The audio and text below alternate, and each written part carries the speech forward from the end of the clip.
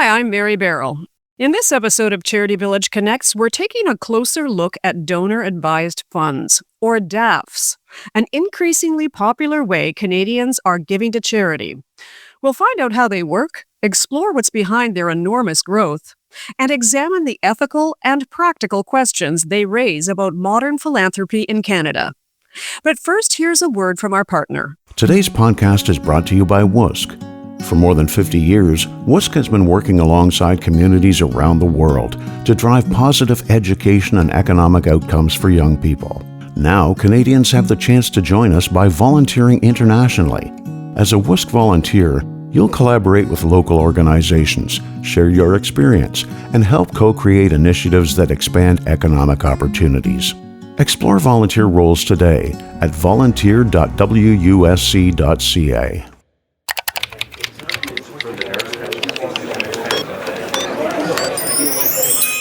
Welcome to CharityVillage Connects.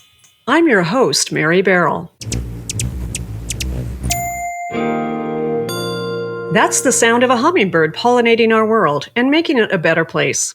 The hummingbird is CharityVillage's logo because we strive, like the industrious hummingbird, to make connections across the nonprofit sector and help make positive change.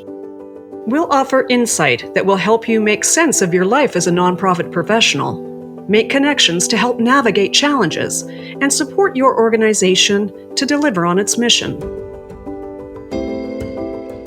In this episode of CharityVillage Connects, we're exploring the growing phenomenon of donor-advised funds, or DAFs, an increasingly popular way Canadians are choosing to give to charity. DAFs allow donors to contribute money or assets, receive a tax receipt, and potentially increase long-term funding for charities. Being an executor of a loved one's estate can be challenging, especially if it includes philanthropic funds. But that is exactly what one of my next guests is doing. She is continuing her late uncle's pioneering work and using a donor-advised fund to do it. One of the important things as a donor interested in directing where the funds went, there's still a lot of red tape and a lot of complications and learning curve, but they take care of the red tape, made us felt at ease, and show that adding value to the money that you donate, being able to steward it well and grow it so you can make more of an impact to your donation. There's no question that donor-advised funds have enjoyed an enormous popularity in Canada recently, and they're getting a lot of attention for their convenience and tax benefits to donors. However, despite facilitating an immediate tax receipt for their donors, these funds don't have to be granted to a charity right away. This means that the donations can remain in a fund account for years, even indefinitely, before reaching the organizations they're intended to support. So is this potentially delayed impact a problem? What role are DAFs actually playing in Canada's charitable landscape? Speaking to experts in philanthropy, social enterprise, wealth management, and finance, we'll explore just how donor-advised funds work, what benefits they offer, and what questions they raise about finding the right balance between philanthropic flexibility and timely impact. We know the DAF payout rate is around 10%, while DAF assets are growing at between 15 to 20%.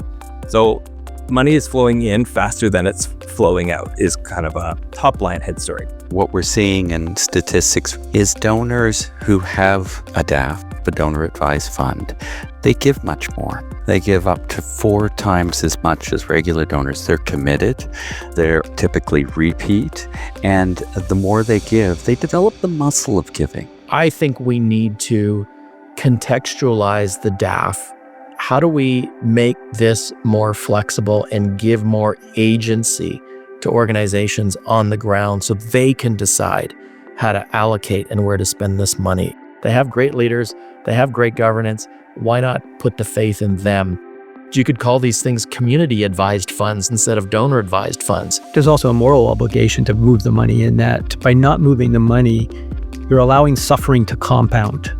And suffering is personal, and it has family, and it has friends, and it's a much more impactful thing to society. Whether it's pensions or donor-advised funds, investment policies decide whether money is compounding harm or repairing it. Capital is never neutral. I see a gift to a charity as an investment in the world you want to see now and facilitating hope for a better future. As one of the fastest growing methods of charitable giving, DAFs are gaining a lot of attention and sparking heated debate. According to a report by the Canadian Association of Gift Planners, or CAGP Foundation, and nonprofit sector consultancy group KCI, in 2021, DAFs represented almost 10% of all donations claimed for tax purposes that year.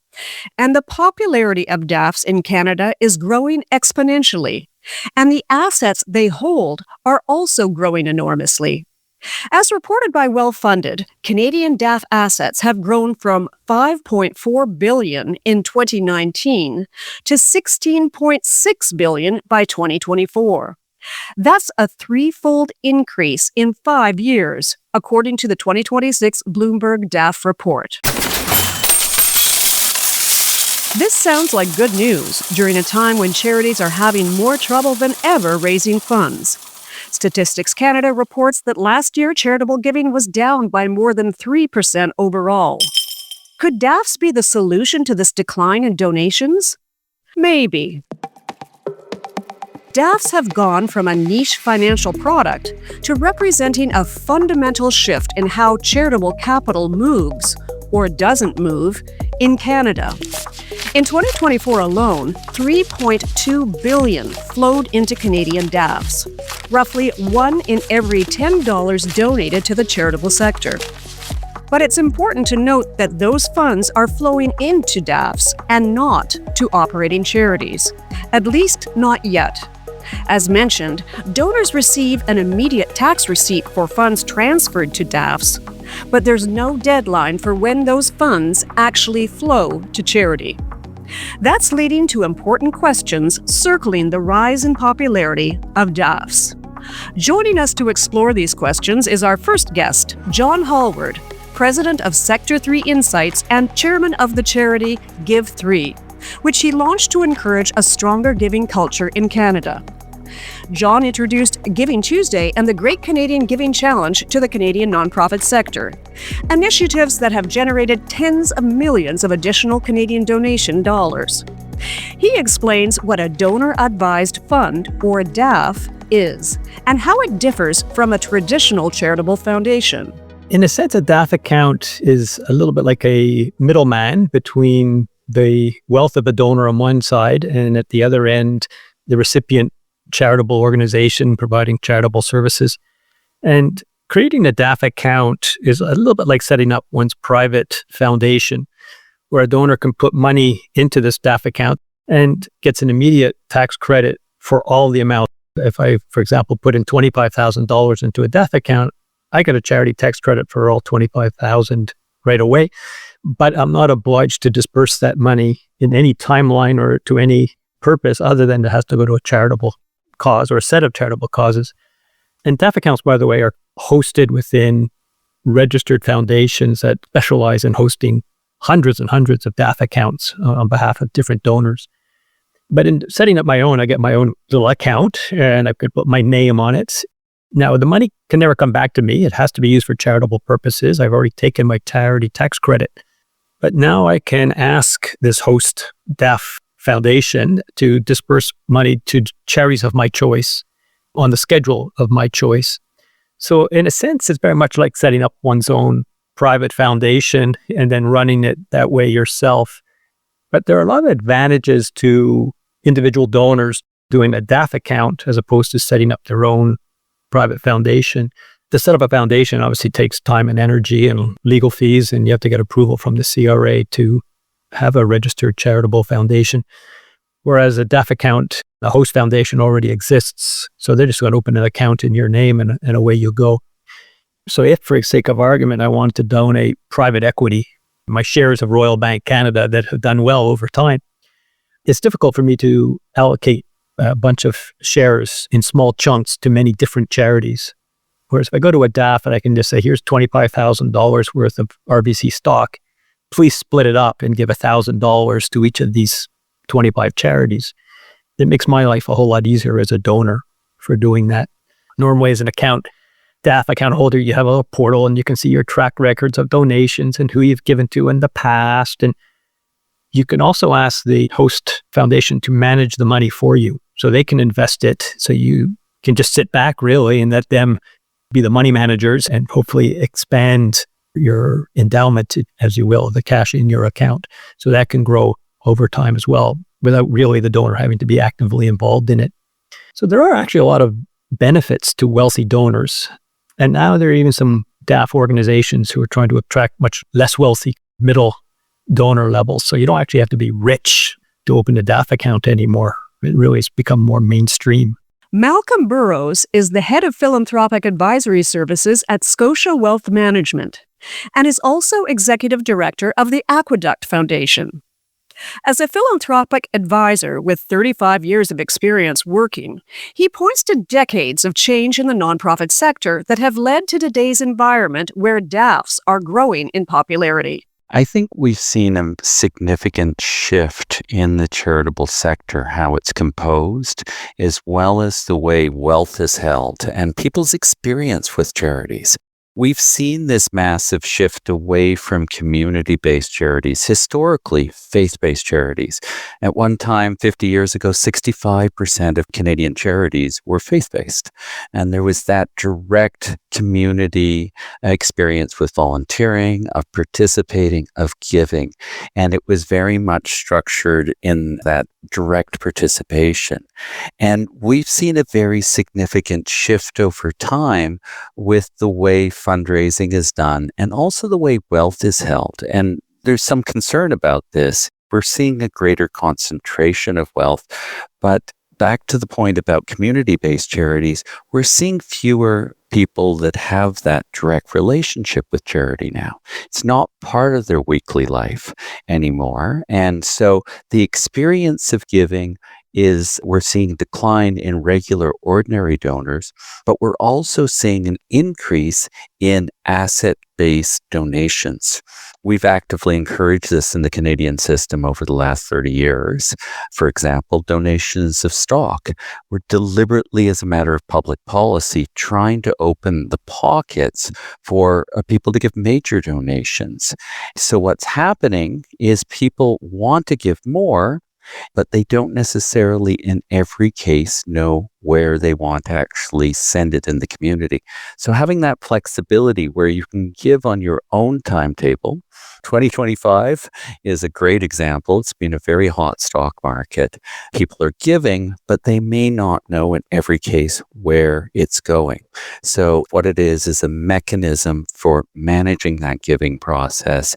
And those background drivers are the bigger drivers probably in terms of the growth of donor advised funds in Canada. And within this new charitable giving landscape, John Hallward sees DAFs as providing a variety of benefits to donors, as well as to the banking and investment industry that are driving their growing popularity. In addition to all the benefits or attractions, the ease of it, the anonymity of it, the immediacy of the charity tax credit, etc., I think they're also becoming a little bit more mainstream, so more people are talking about it with friends and family. They are certainly marketed. There are bank investment houses that have set up associated sister foundations because they want their high net worth individuals to donate within the family of the bank's influence so that the money managers can be the same money managers inside the banking environment than having to go to a community foundation and now the money is lost to that investment house or bank. So they're being proactive by marketing these things. And there are now newer organizations that are coming in and basically saying any dollar level. So you don't have to have a minimum $10,000 donation or whatever. They may still have a minimum, but it's a lot lower. Maybe it's 500, for example. So it's bringing it closer down into the mainstream of where more people are able to say, that's interesting to me. I could open a donor advised account. Jeff Golby is the CEO and co-founder of WellFunded, Canada's leading donor-advised fund online platform, where he and his team offer AI-powered data and tools for DAFs, financial advisors, and foundations. His research has revealed 3 big trends about DAFs in Canada. There's about 3 key takeaways that stood out to me right off of the top. The first is of the 283 DAFs that we were tracking, which was about 80% of all of the data. The top 10 accounted for the majority of the disbursements. And in that top 10, it was some of the maybe less commonly thought of donor-advised funds. So we saw wealth management firms really rise to prominence, and faith-based DAFs really seemed to take rise. We saw that wealth was really concentrated in these geographic hubs like BC and Ontario, not necessarily so equitably spread across the country. So the third thing that really stood out is the causes generally flowed amongst the similar patterns that people are giving to across Canada, things like healthcare, religion, education. It wasn't too different from the way that overall Canadians are giving in non-DAF major giving as well.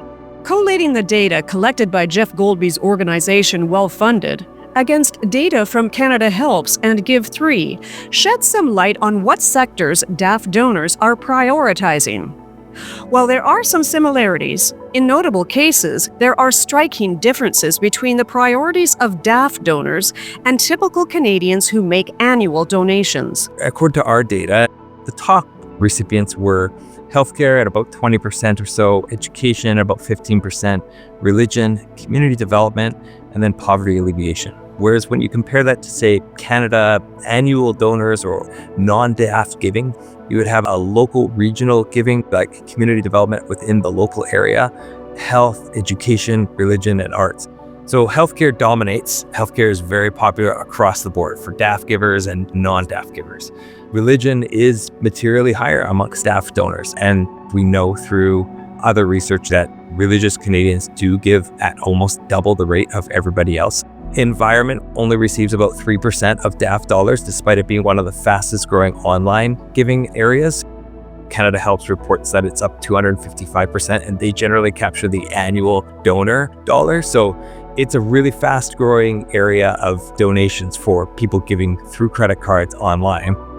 And yet for DAF donors, it's 3%. It's not really a material donation center.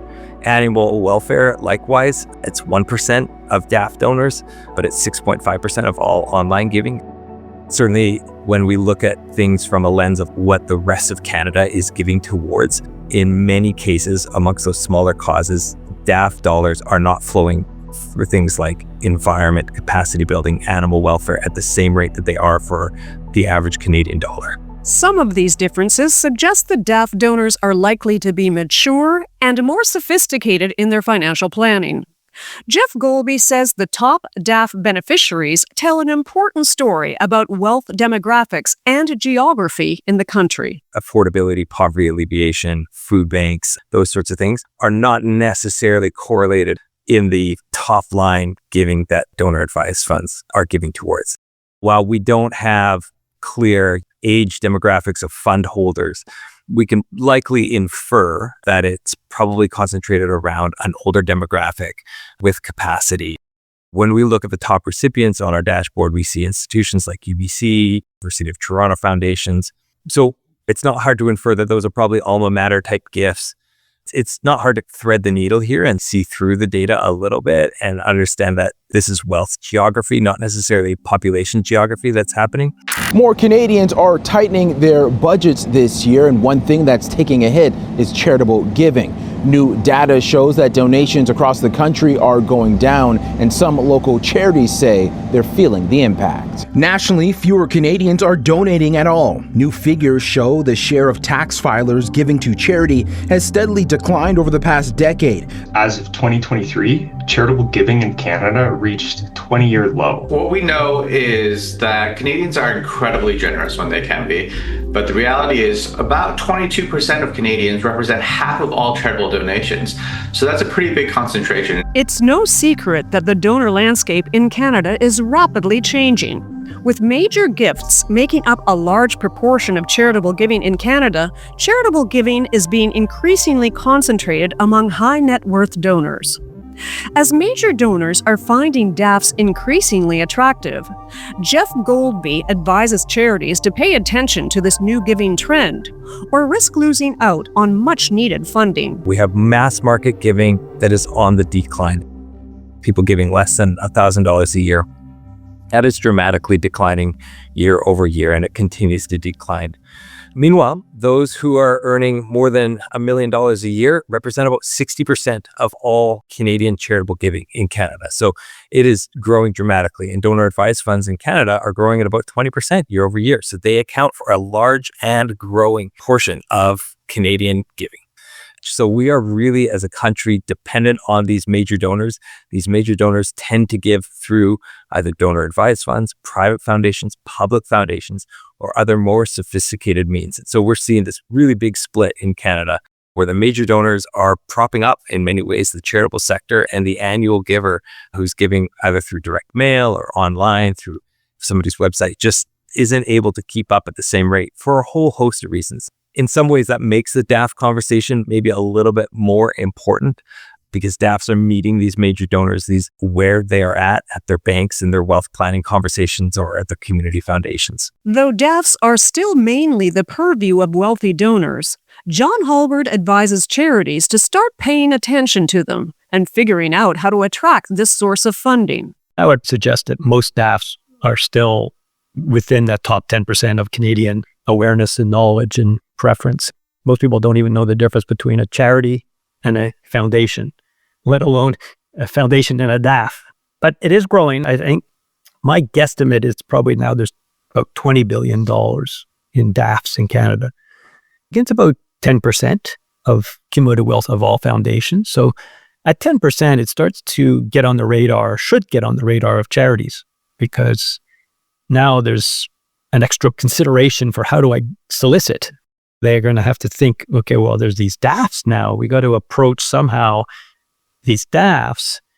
And of course, you don't necessarily know who the DAF person donor is behind it. You just know it came from the Toronto Community Foundation or the Fondation de Grand Montréal. You know, it's who's behind that. It is a challenge for charities, but it's an opportunistic challenge because you're in a pool where the fish are big. These are big donors, right? And sustainable funds, and you could get a multi-year pledge because the money's there. So there's an opportunity and a challenge at the same time, and a necessity for charities to start paying attention to these DAFs and go after them. Chantelle Ohrling is the philanthropy officer in charge of legacy and planned giving at the David Suzuki Foundation, and formerly at Ecojustice. A justice-driven strategist, she strengthens legacy operations for the organization across Canada, serves as communications and equity and reconciliation chairs for the Canadian Association of Gift Planners Greater Vancouver chapter, and contributes to the Black Canadian Fundraisers Collective. She agrees that there are opportunities with DAF giving, but also flags a key challenge. The challenge is that DAFs aren't a place for wealth to sit around and that charitable giving shouldn't wait. But then there is an opportunity that lies within the challenge, and that's the fact that these funds are growing when giving is generally down, and that these accounts can turn assets into funding that can be moved quickly. DAF donors give larger average gifts and are often multi-year supporters. DAFs can be used to ease administrative burden for complicated gifts for charities. So with gifts of property, gifts of private company shares, these are all burdens that require a lot of assessment and gift agreements for smaller charities. But a foundation can take that burden on through a DAF. But there are huge challenges in the sense that 90% of that gift is often sitting in the account. And there's a delay between donation and impact. Right now, we're in a poly crisis. There are a myriad of issues going on with charities facing the brunt of these. And it's really important that these gifts get out promptly. Many believe the speed, or lack thereof, of donations held in DAFs getting out to charities is a serious problem. Critics point out that unlike the charitable foundations that host them, DAFs don't currently have minimum distribution requirements. This means money in DAFs can sit ungranted for long periods, indefinitely in fact, even while the donor has already received the tax receipts for it. So the question is, how should we be balancing donor flexibility with charitable impact that is timely and responsive to community needs? Andrew Chunilall is CEO of Community Foundations Canada. There are very large community foundations in the country that hold thousands of DAFs. And those community foundations tend to have access to better asset managers. And they have very sophisticated consultants, very sophisticated investment committees, and they tend to earn higher returns. And those higher returns allow for them to meet higher disbursement quotas. Most community foundations are much smaller, and they just don't have the access to the level of asset management the big ones have, and their returns are lower. And it's much more difficult for them to meet higher disbursement quotas. And so it's never a one-size-fits-all. Now, we know that disbursement quota has been increased in recent years to 5%. We're looking at that. We're going to be able to backtest this and go, hey, how are community foundations doing with the higher DQ? I think the larger ones are going to do okay. And I think the smaller ones are going to find it really, really challenging. Because the second thing is community foundations tend to pay for their operations through investment returns as well. And when you're a smaller organization, the percentage that goes to paying for operating costs is higher because you don't have scale. Whereas the larger ones, the percentage is lower. So the higher disbursement quota definitely hurts smaller community foundations. Andrew Chunilall describes some legitimate reasons why funds held in a DAF within a community foundation may be held back to create a cushion against volatile markets and ensure predictability in their granting stream. The way that it would work is I would set up a DAF at my local community foundation. Let's suppose I put $100,000 in it. They would then invest that $100,000, and let's say it earned 7% rate of return. So at the end of the year, I would have $70 in that fund. Now, some of that 70 will go to pay for the administrative costs of the foundation, and typically that can range from 1% to 2%. But then the balance is grantable money. And so I would be able to grant out probably somewhere between $50 and $60 from that 70 that I earned to a qualified donee in the community. And that just keeps on rolling year after year. Now, in many cases, you might earn 10%. And so the fee might be 1%, the disbursement quota will be 5%, so that's 6%, you have 4% left over. Well, that just rolls into the next year. And that excess builds up because some years you might not have a 10% return, you might have a 1% return or a minus 3% return. So the excesses build up as a way to smooth out the granting process because investment returns are volatile. So because we don't control the markets and there's volatility in investments, we do this as a way to smooth out granting because we want to be able to have predictability in our granting stream because organizations are relying upon it. So if money can actually sit unspent in a DAF account for years, how do community foundations ensure that these funds are being used effectively and in alignment with charitable missions, rather than simply accumulating over time? Andrew Chunilall explains some ways this can be avoided. There's a couple of mechanisms and checks and balances along the way here. The disbursement quota is set at the aggregate level.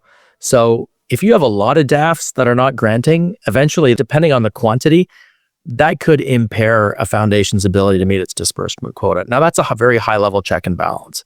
But if you go another layer down, many community foundations do have to disclose their donor-advised funds to the public through the annual reports, etc., and they want these funds to be granting. So you may have situations where a donor maybe has passed away, and it's hard to connect to next of kin who might be disengaged from the giving process related to that particular DAF. How predominant is it? There's a low quantity of that. I wouldn't say that that's a significant amount, but I think community foundations want to grant, and they will try to get their DAFs, all of them, to grant at the minimum disbursement quota level.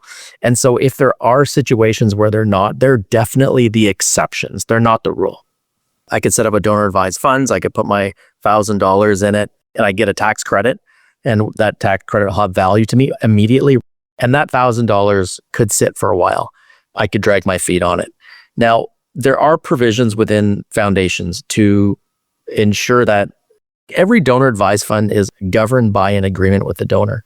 Now, if that fund hasn't granted for an extended period of time and the community foundation has exercised all their efforts to connect with the donor, reach out to the donor, the community foundation still has the control to grant from that fund. And they can choose to do so whether they are able to connect with the donor or not, because It is the asset of the community foundation.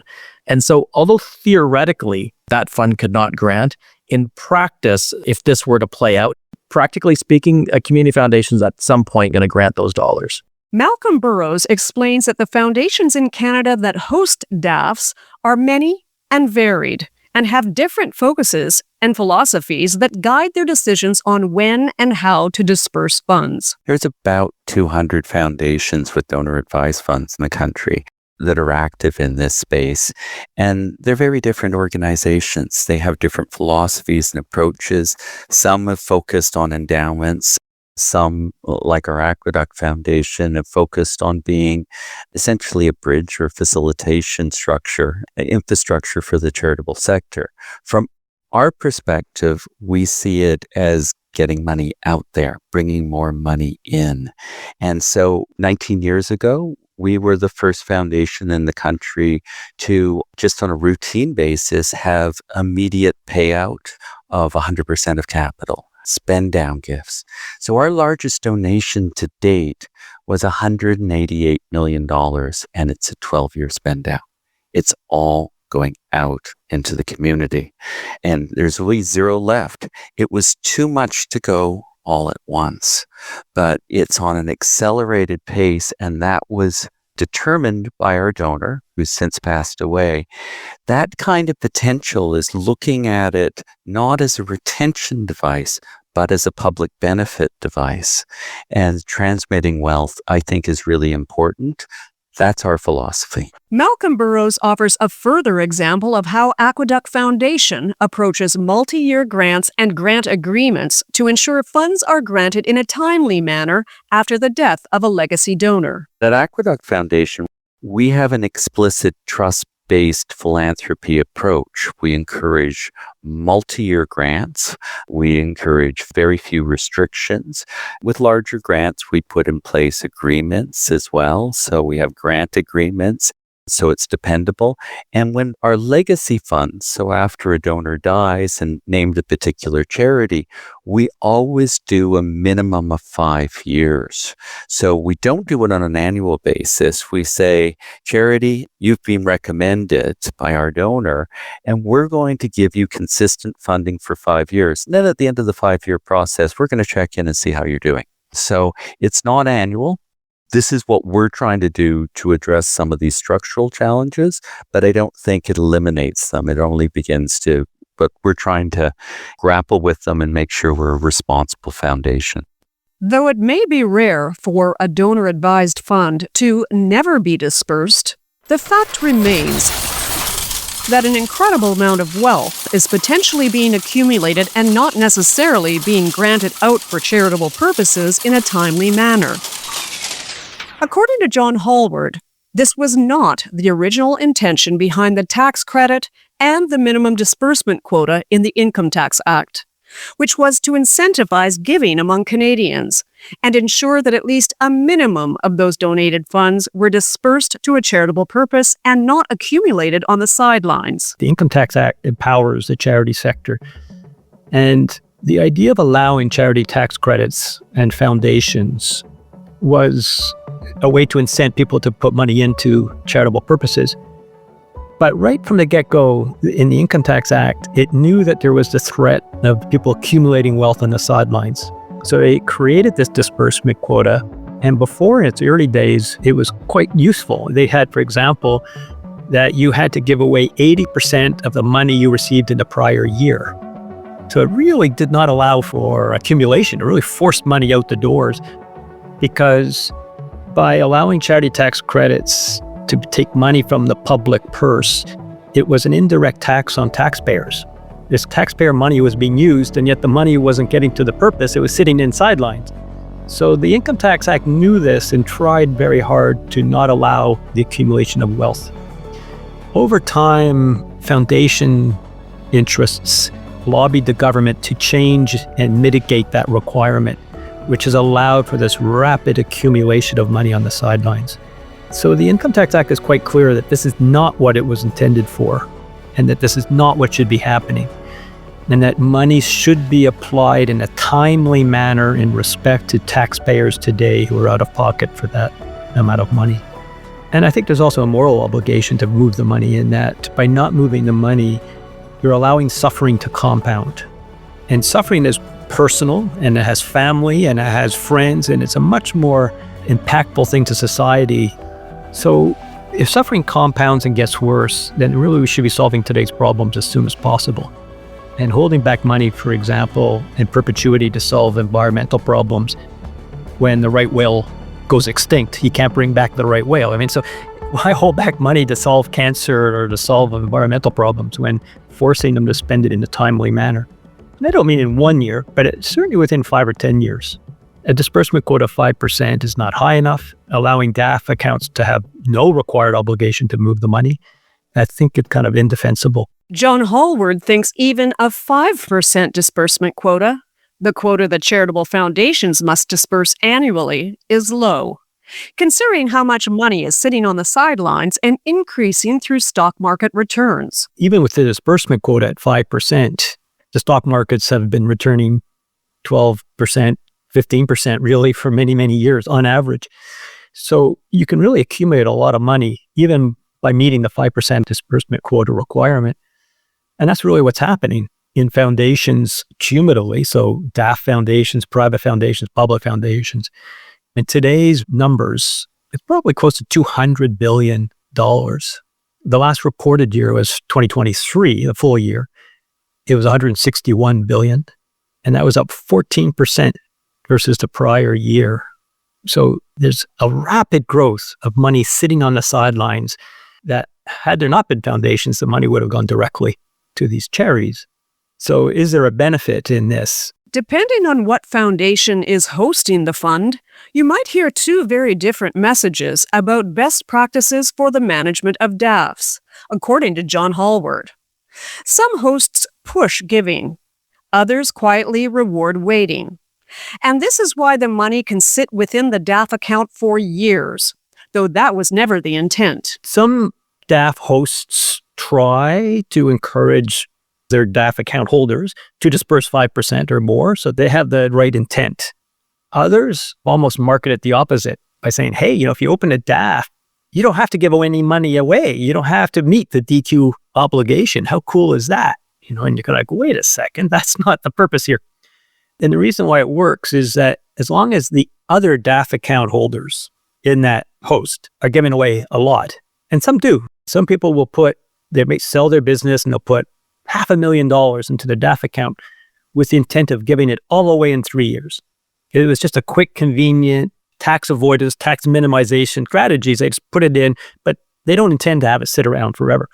So they will move it quickly. So it means their disbursement rate is 30, 40, 50% of assets, which now means that host is on side and therefore a lot of other accounts can do zero. That does happen. And there are some people who don't move money out of their DAFs. They're not pressured to move money out of their DAFs. They may or may not even be asked by the host foundation to say, hey, we noticed you haven't dispersed anything. Why don't you? And some of these foundations are associated with money managers. Keeping the money under management and the management fees, et cetera, is attractive to keep the money in-house as opposed to having it all dispersed out. So a little bit of a conflict there. John Hallward has spoken publicly about extending the disbursement quota to individual DAF accounts and even raising it higher from 5% to 7%.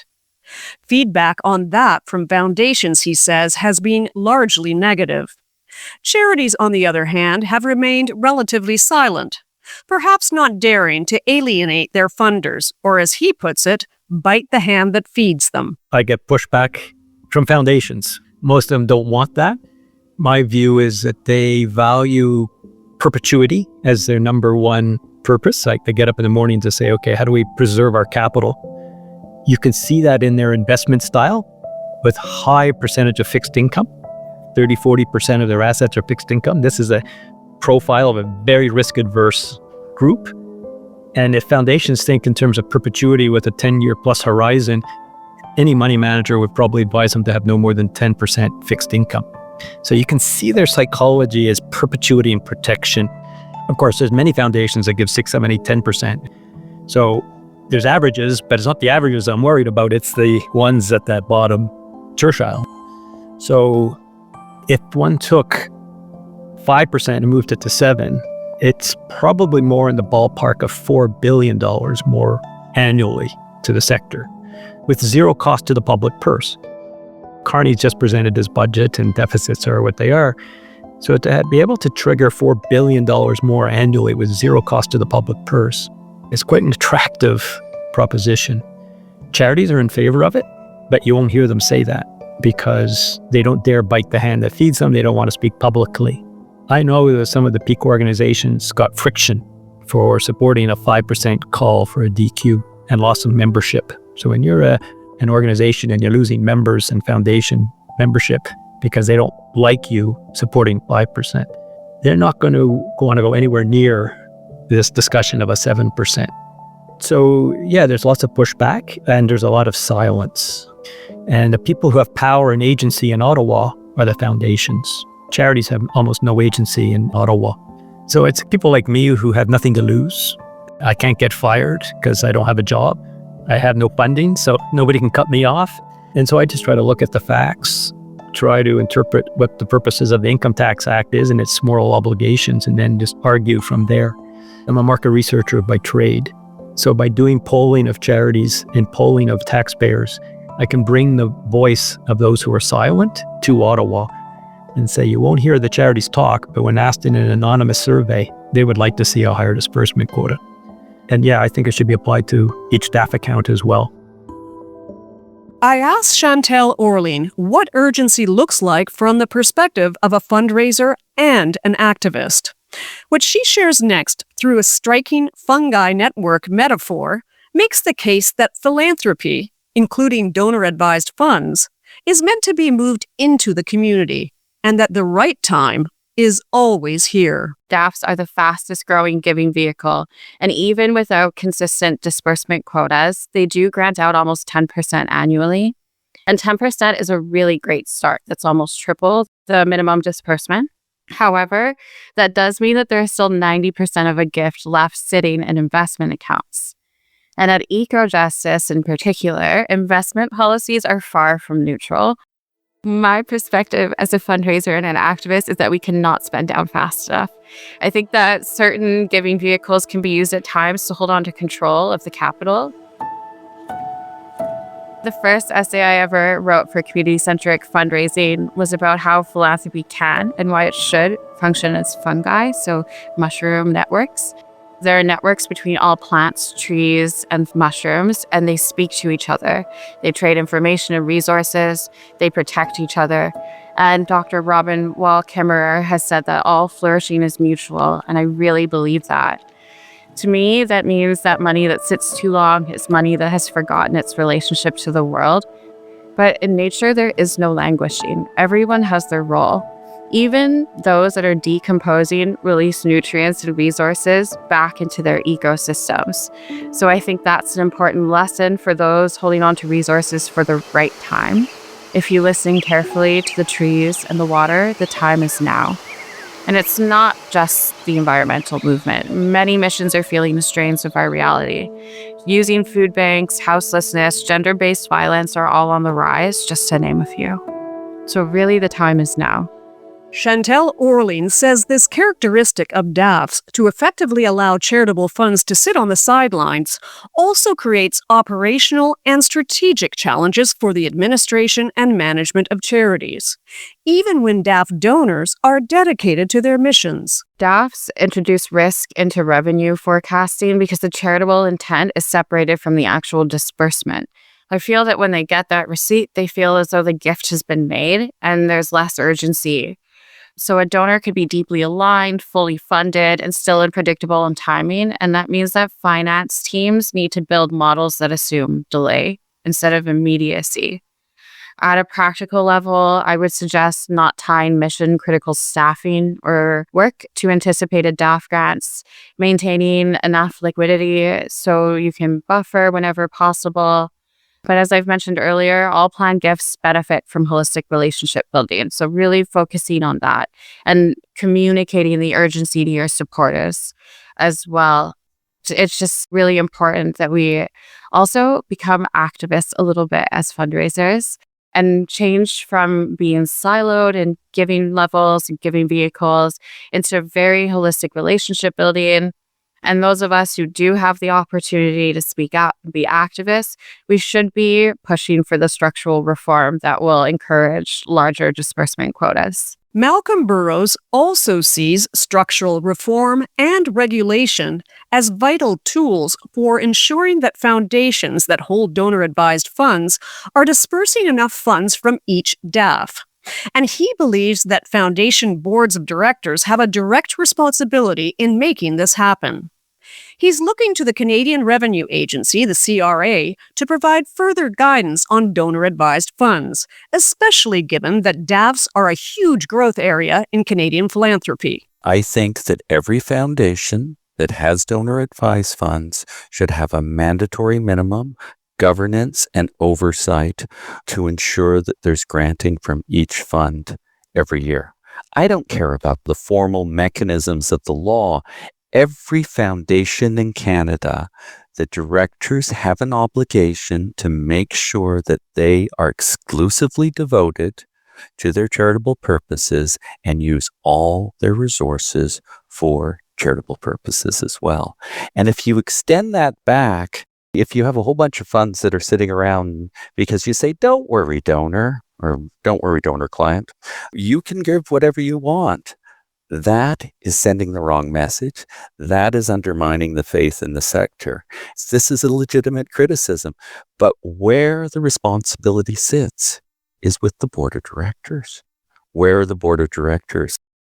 I'm actively encouraging CRA to be looking at this, to be establishing standards to make sure that there's safeguards in our system. If this is such an enormous growth area in Canada, and it is, what sort of guidance do we have from a regulator on this point? According to Malcolm Burrows, inequities are inherent in the way charitable giving has evolved in Canada and how the country relies on major philanthropic gifts.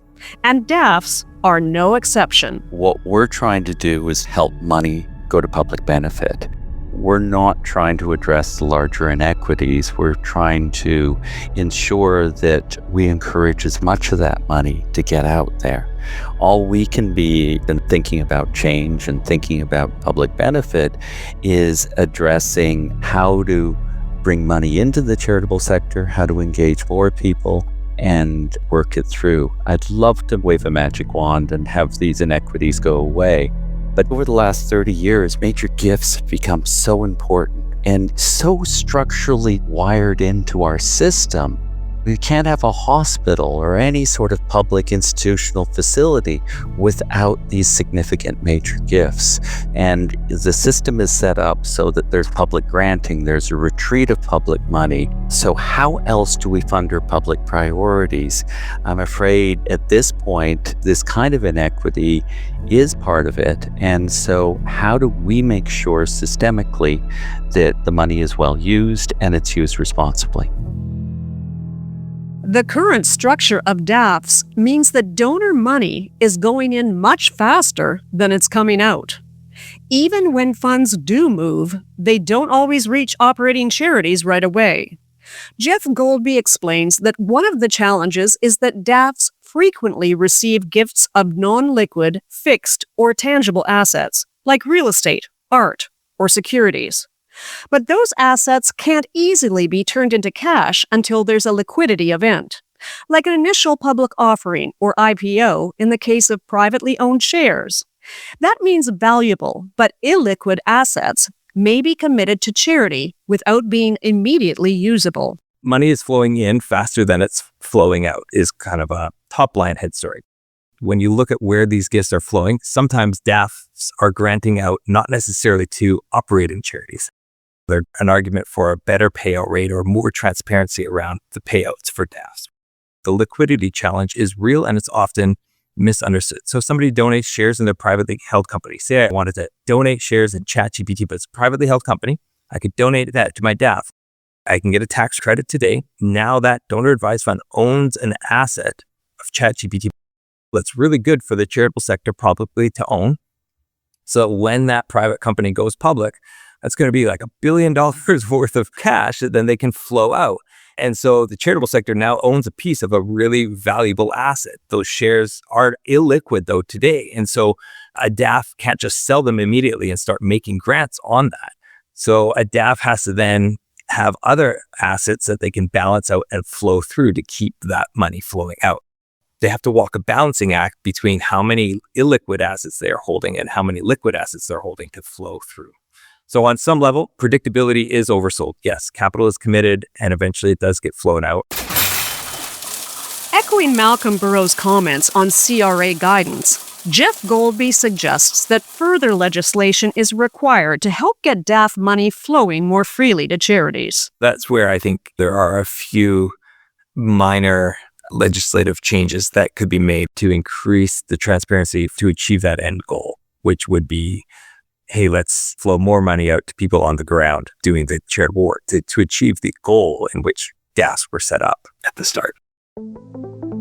I'd like to pick up on Jeff Golby's comment here on increasing transparency, because another commonly cited concern about DAFs is the ability for the donor to remain anonymous. Here he is to explain this in more detail. The individual fund can be anonymous. They're not anonymous to the foundation. And definitely a key value for somebody wanting to open up a donor-advised fund or a fund at a foundation is the ability to be able to put your assets into something and not have to have the same level of exposure as you would if you, say, had a private foundation where your T3010 is published and where a lot of that information is a lot more public. John Hallward adds that there are other practical reasons why the option for anonymity that DAFs offer may be attractive to donors. The benefits to a donor is once you put the money in and ask it to be allocated to charity X or Y, you can have anonymity in that gift in such that you can either advise the host to say, please make this grant of X. I specify I want $1,500 to go to my university. And I wish it to be in my name, or I wish it to be anonymous, or I wish it to be described however. So the operating charity receiving the money may actually not know who the money is coming from and in which way. And to a donor, that might be attractive, so they don't get hassled down the road or constantly solicited directly from that charity. It also makes giving a little bit easier. Jeff Golby believes that the appeal of anonymity to some donors is only going to increase in the future as fundraising is accelerated by AI systems that cause privacy concerns, even while public funding for the social sector becomes more strained and charities are increasingly relied on to meet urgent community needs. I think as we enter an era where charities will be increasingly in demand by the social sector because the problems of tomorrow are going to become even more intense. The funding for the social sector is going to become even more limited. The strain on our system is going to become even greater. The fundraising system is going to get more and more ramped up through things like AI, that donors are going to need to or want to retreat underneath the privacy of funds underneath donor-advised funds. And so I think there is a valid privacy concern there and a real desire there, or a valid need there, to remain anonymous or to remain somewhat protected underneath their donor-advised funds. Now, that's up for the public to decide whether they should or should not. Malcolm Burrows says history reminds us that anonymous gifts are nothing new and that there are good, even altruistic reasons for why a donor may want anonymity. And in any case, with DAFs, although the donor may prefer to be anonymous to the ultimate recipient charity, the foundation that holds a DAF always knows the source of the gift. I think anonymity has always been part of charitable giving.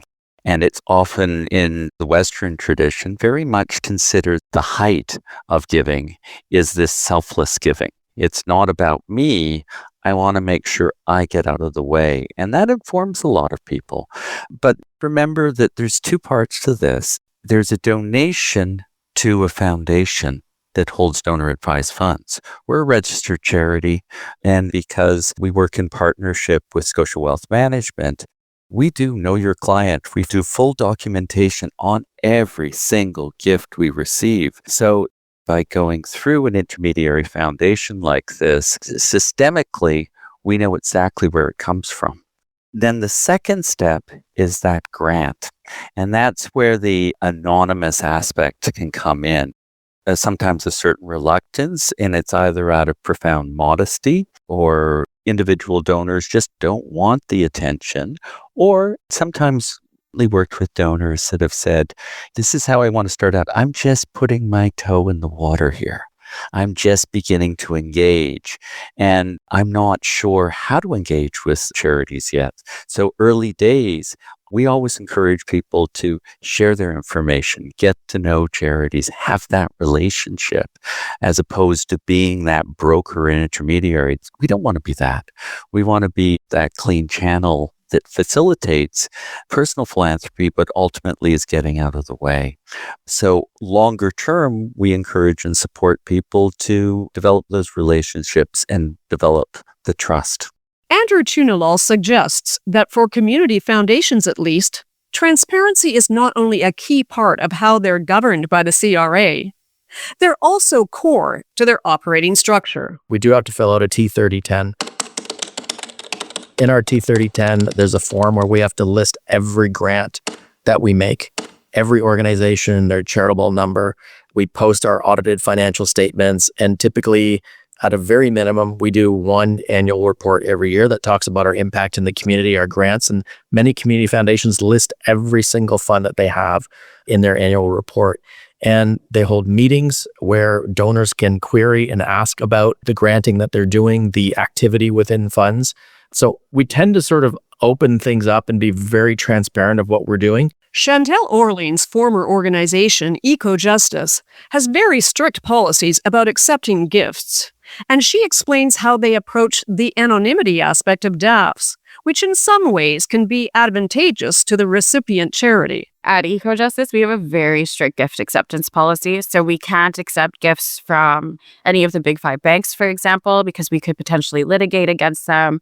We won't accept any funds from fossil fuel industry or other extractive industries that we could potentially be litigating against. So it's very important for us to know who the true donor is.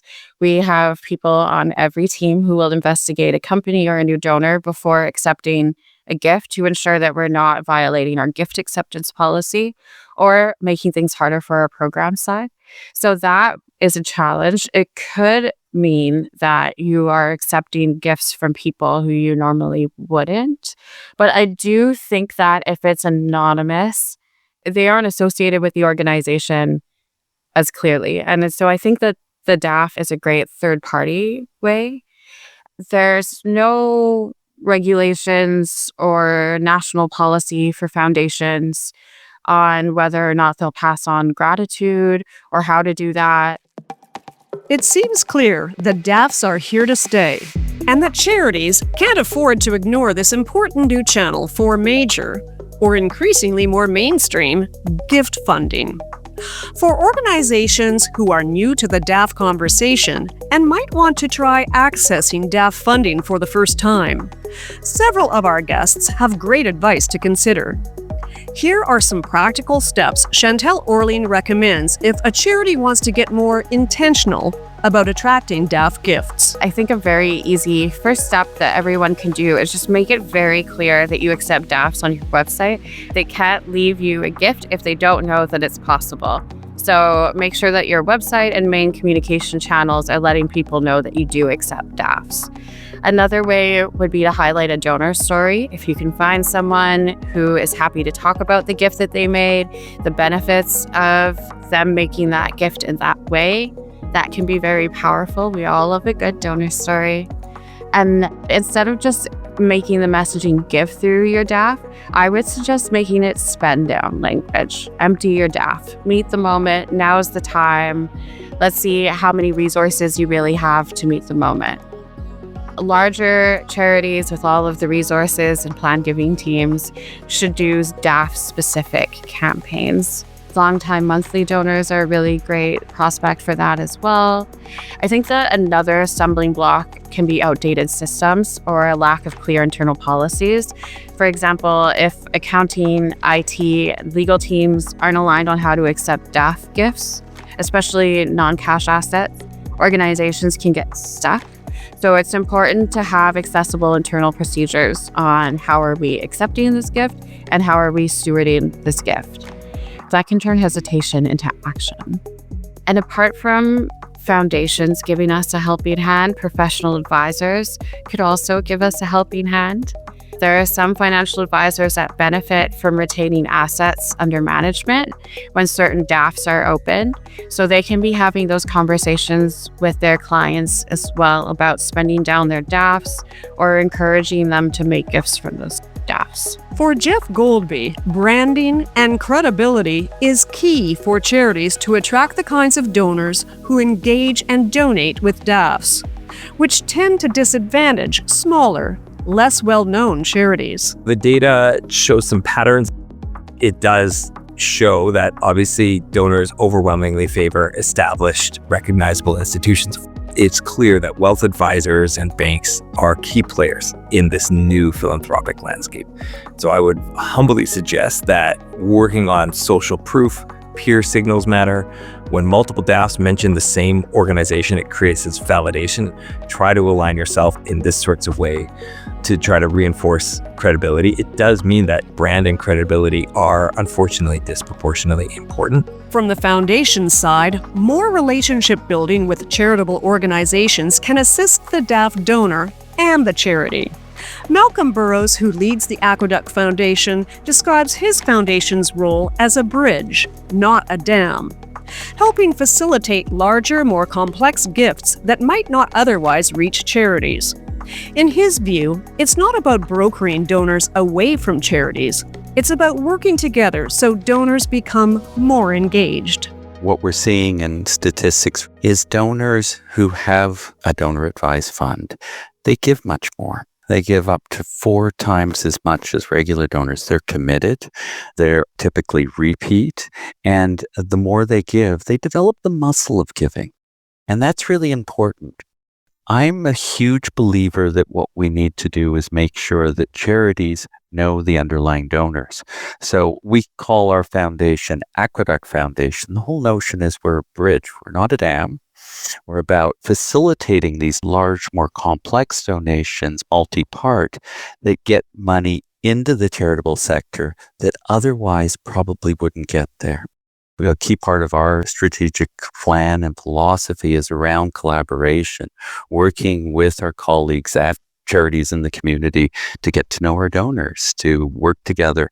And so it's their relationship. We're not trying to broker. We're not trying to remove donors from the system. What we're trying to do is get them to be better donors and bring more money in and connect them.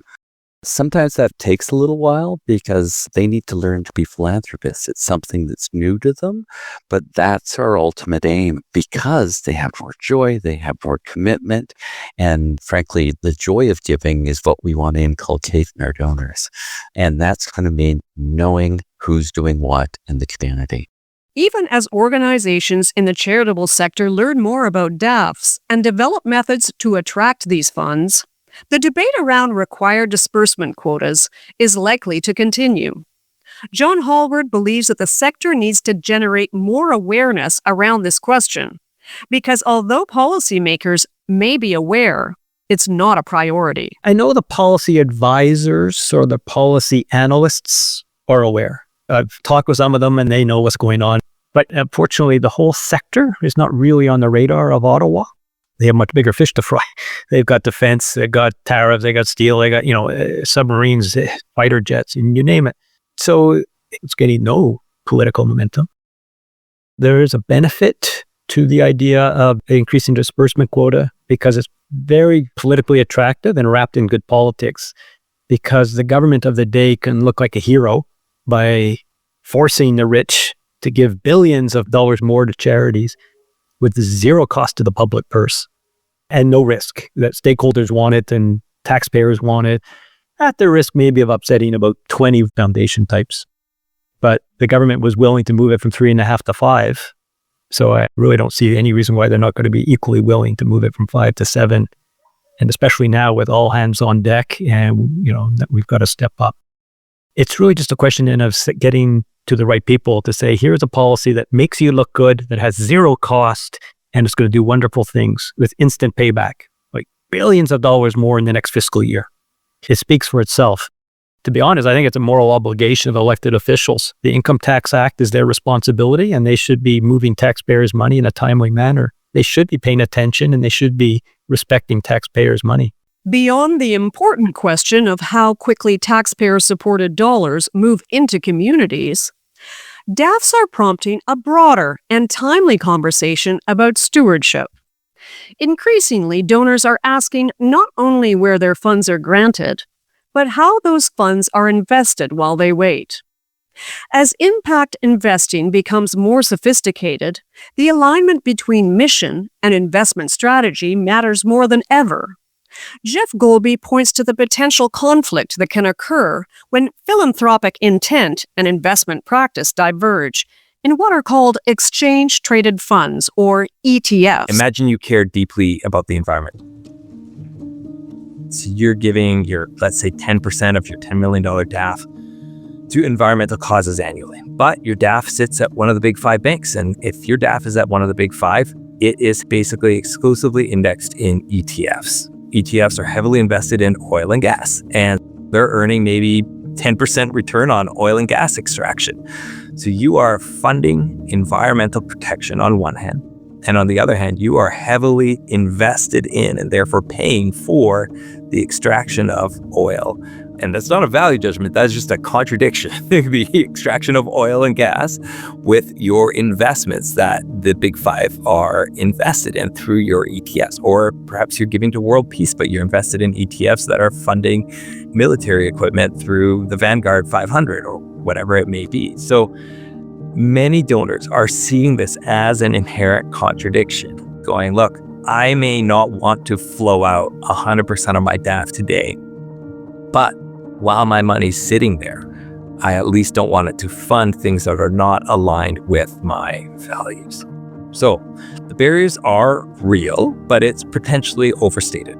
There's a fiduciary responsibility, and the reality is these investment policies were probably created 20 plus years ago before impact investing has matured in the field.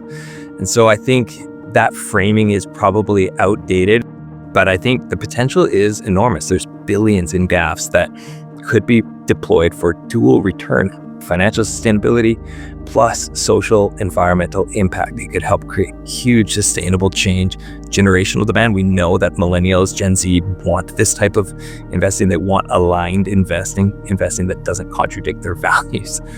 And so, yeah, I think it is a huge opportunity. So the question becomes, how do we seize the enormous opportunity DAFs represent? Not just as granting tools, but as engines for values-driven philanthropy. Chantelle Ohrling suggests that this moment is about more than financial innovation. It's about relationships, transparency, and trust. Particularly as Canada undergoes one of the largest intergenerational wealth transfers in its history.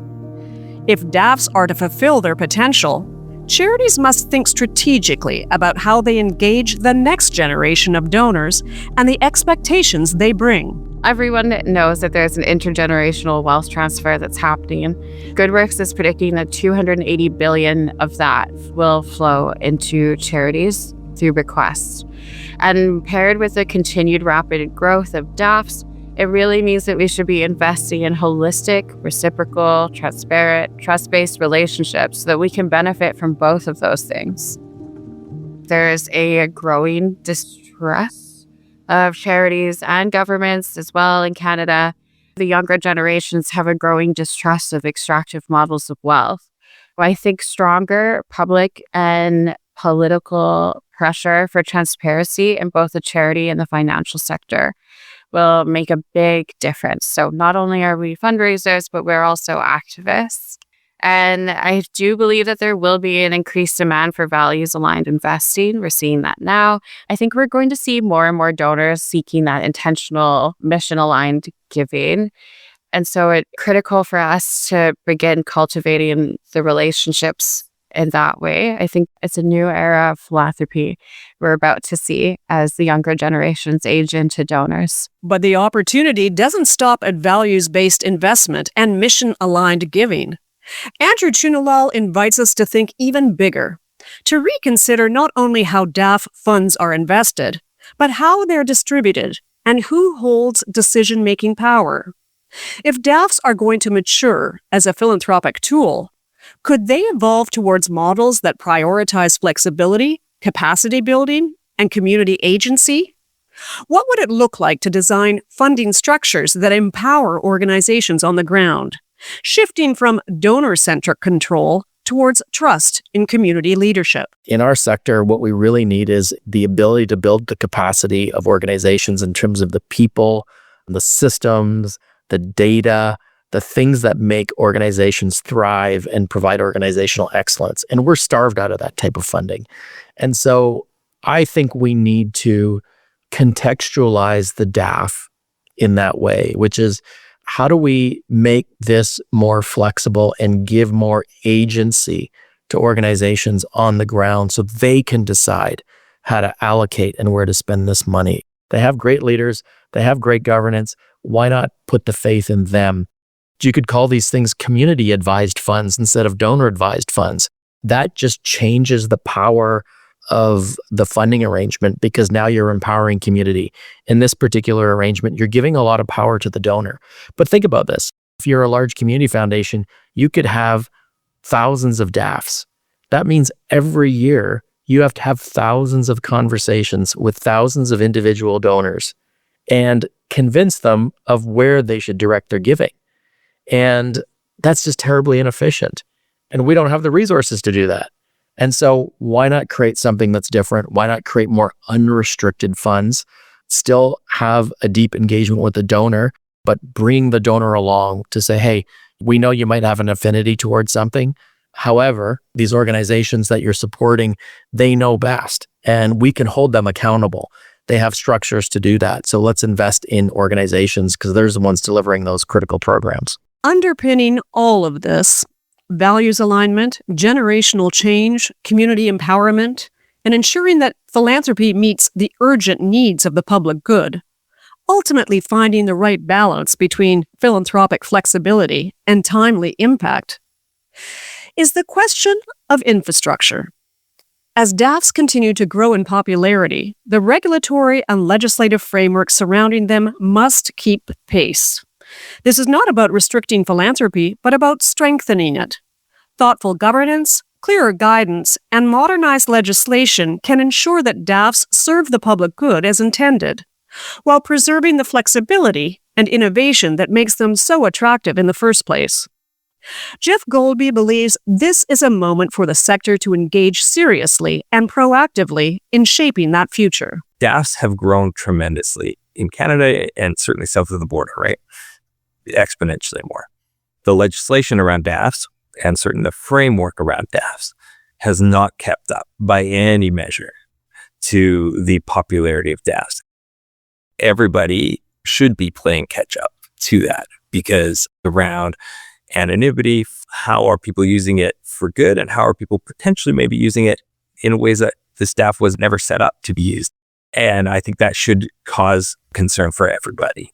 Everybody that works in this sector should be thoughtfully engaging on this topic, because I do think this is a vehicle that has grown and will continue to grow.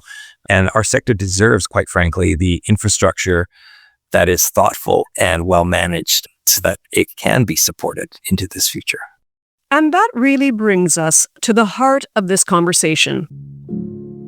Beyond growth, beyond innovation, this is about stewardship of capital, of trust, and of the public good.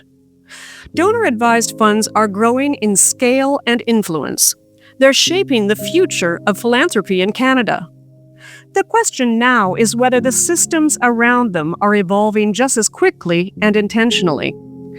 What does principled governance look like? Is clearer CRA guidance needed? Does legislation need to catch up? And how do we ensure that philanthropic capital, supported by public tax policy, is deployed with transparency, accountability, and real responsiveness to urgent community needs? Because this is not simply about financial vehicles. It's about whether intention and impact are aligned, whether innovation is matched by responsibility, whether DAFs will not only accumulate capital, but actively strengthen a resilient, sustainable charitable sector.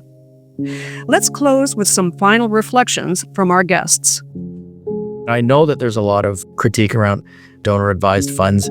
I think the critique around them accumulating income and assets over time and hoarding that, there are exceptions and reasons why that happens, but it's not the intent of the community foundation for it to happen. We're managing relationships with donors, and those can be challenging, but I've not come across too many situations where community foundations know that a donor-advised fund is not granting and okay with that. We obviously exist to grant, and that's our core business. One of the solutions we're trying to work on with WellFunded is to go, how do we not just recreate the inequities of the funding model that we used to have in a DAF world, where only 4% of all foundation dollars go to minority-led organizations and fundraising rewards fundraising, not necessarily impact. But that's principally what we're trying to solve here with WellFunded, is to go, this shouldn't just be a pay-to-play kind of environment in the new future where it's dominated by DAFs. We want to create a system where impact is rewarded, where charities have at least a level playing field to be discovered and to be connected with others. There's this really great quote by MLK Jr. that I love. He says that philanthropy is commendable, but it must not cause the philanthropist to overlook the circumstances of economic injustice, which make philanthropy necessary. He argued that charitable giving alone cannot solve systemic inequality. Philanthropy must be paired with structural change, economic justice, and social responsibility. So when we're discussing large amounts of capital, like the hundreds of millions of dollars that are sitting in DAFs, mostly amassed through exploitative industries, this is the economic injustice that MLK Jr. speaks of. I don't believe that capital should sit comfortably while systems of harm persist. I really believe it should be mobilized toward accountability, equity, transformation of the communities that it serves. DAFs are like foundations. I think the idea of foundations is useful, that having kind of an independence, having presumably a more even distribution of funds, so that if the stock market goes up or down, the DAFs and any foundations with endowment have the money to disperse. They're less vulnerable to short-term fluctuation. And really, we have lots to thank of the foundation world. So the mRNA, which with COVID vaccination saved many, many, many lives, was first funded by foundations in research 20 plus years ago. I'm not sure if DAF accounts are that way because they're almost too fragmented and smaller donors, and they're maybe not thinking the same way. But if foundations didn't exist, we would wish to invent them, I'm sure. It's just they have to be a little bit more responsible and accountable to taxpayers. And they should not be, in my view, allowing perpetuity to trump humanity. I think that donor-advised funds will continue to grow in value and importance. And I think as a sector, we need to look at how they fit and the responsibility of the foundations that own them. But I also think the regulator, Canada Revenue Agency, needs to have a position on donor-advised funds, and they need to inform foundations that own it. The fact that 1 in 10 donations are now going to charities that hold donor-advised funds, and CRA is silent on this point, is to me negligent. Good systems, healthy systems, have good regulations. They have checks, they have balances. We have a lot of work within the sector. We need to have this dialogue. We need to think about donor-advised funds as part of the charitable sector and responsible to the charitable sector. We have to remember that this is a charitable fund. It is for public benefit, and it's owned by a foundation. And those foundations have legal obligations. They have moral obligations.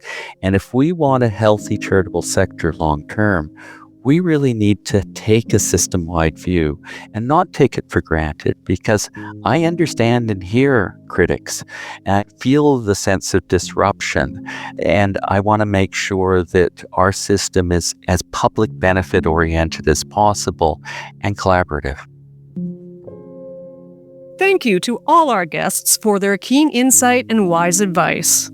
Be sure to visit our website and our show notes for more information on the resources, reports, and programs mentioned in this episode.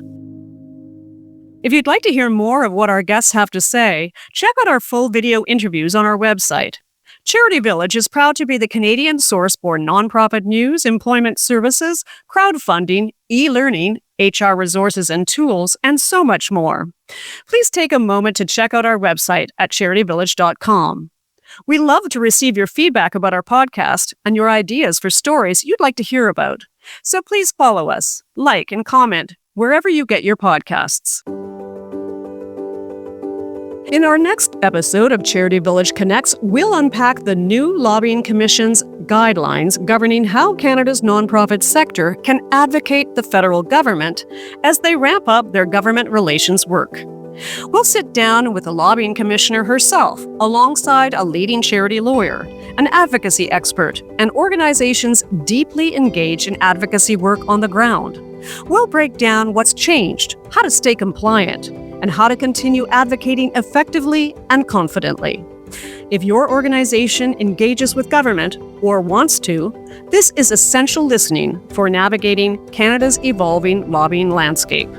That's in our next episode of Charity Village Connects. I'm Mary Barroll. Thanks for listening. Today's podcast is brought to you by WUSC. For more than 50 years, WUSC has been working alongside communities around the world to drive positive education and economic outcomes for young people. Now, Canadians have the chance to join us by volunteering internationally. As a WUSC volunteer, you'll collaborate with local organizations, share your experience, and help co-create initiatives that expand economic opportunities. Explore volunteer roles today at volunteer.wusc.ca.